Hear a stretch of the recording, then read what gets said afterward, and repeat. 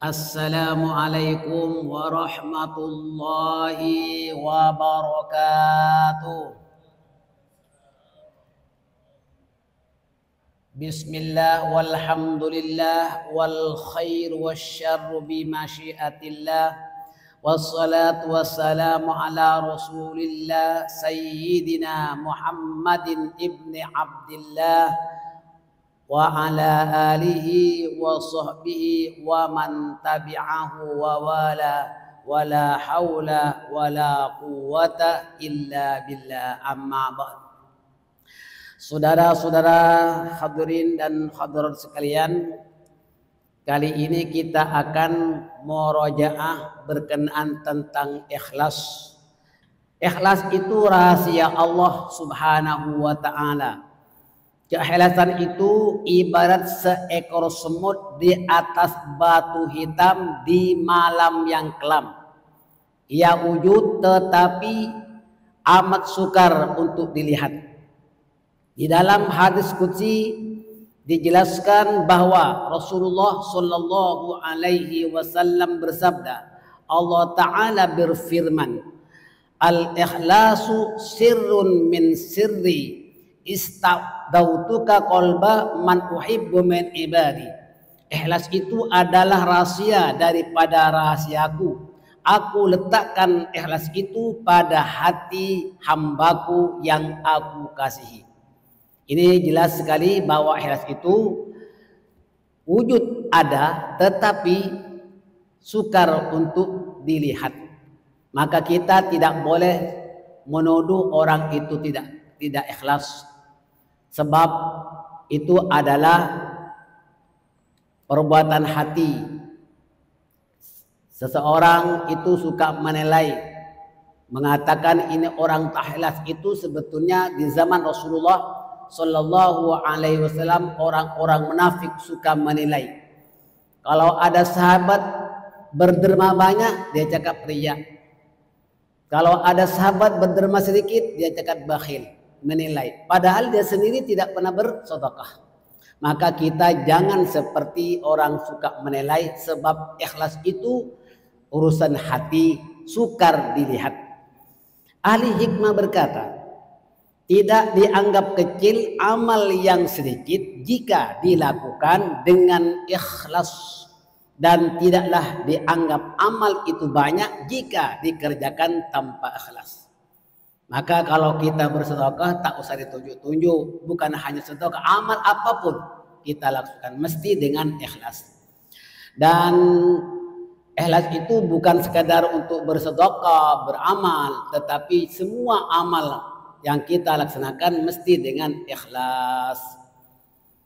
Ibnu Mubarak berkata, ada kalanya amal seseorang itu sedikit tetapi besar pahalanya di sisi Allah karena keikhlasan niatnya itu ikhlas dalam hatinya.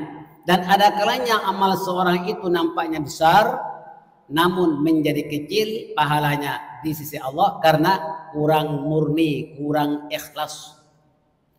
Maka diterangkan di dalam hadis riwayat An-Nasa'i, innallaha la yaqbalu minal amali illa ma kana lahu khalisan wa bataghi bihi wajhuhu.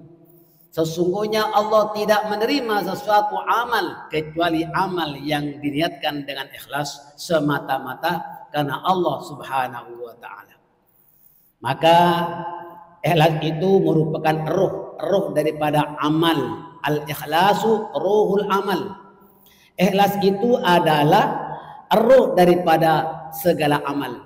Kalau orang itu berbuat amal tapi tidak ikhlas, ya itu bagaikan boneka, bagaikan anak patung tak bernyawa.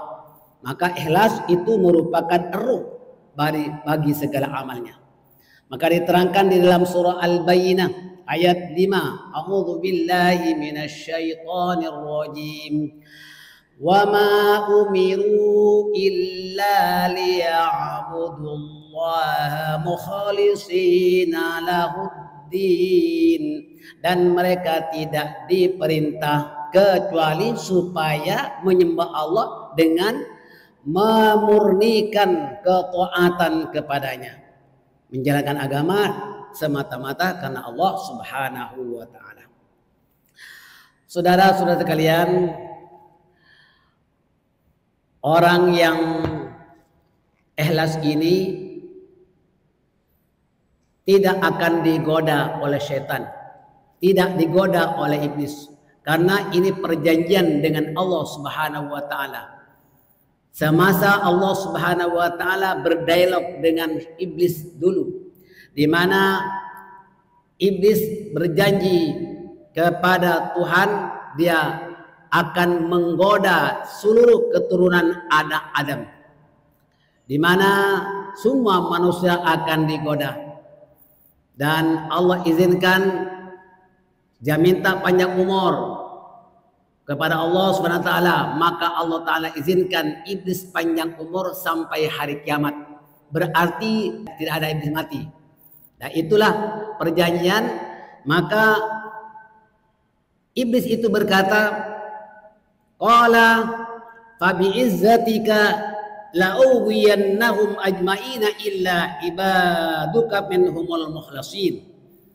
Iblis menjawab, demi kemuliaanmu akan aku sesatkan seluruh Bani Adam, yakni seluruh manusia, kecuali hamba-hambamu yang ikhlas di antara mereka.